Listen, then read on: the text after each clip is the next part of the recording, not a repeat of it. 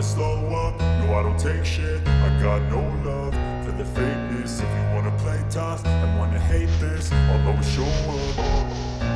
I don't ever slow up, no I don't take shit. I got no love for the fakeness. If you wanna play tough and wanna hate this, I'll always show up and make a statement. I don't ever slow up, no I don't take shit. I got no love for the fakeness. నా focus మొత్తం దానిపైనే, అందుకే break తీసుకున్నా అంటున్నారు heroine Keerthy Suresh. మళ్ళీ సినిమాలతో busy అవుతారా లేదంటే పెళ్లి తర్వాత అనేది ఆసక్తికరంగా మారింది. ఫ్రెండ్ కావడంతో టొవినో సినిమా ఓకే అన్నారు కానీ ఈమె మనసు మాత్రం పూర్తిగా బాలీవుడ్ పైనే ఉంది అని సినీ వర్గాలు పేర్కొంటున్నాయి. పైగా ప్రస్తుతం నెట్ఫ్లిక్స్ కు అక్క అనే సిరీస్ చేస్తున్నారు. తాజాగా కీర్తి సురేష్ కు బాలీవుడ్ నుంచి మరో బంపర్ ఆఫర్ వచ్చినట్లు తెలుస్తోంది. రణబీర్ కపూర్ నెక్స్ట్ సినిమాలో ఈ భామే హీరోయిన్ గా ఫైనల్ అయినట్లు తెలుస్తోంది.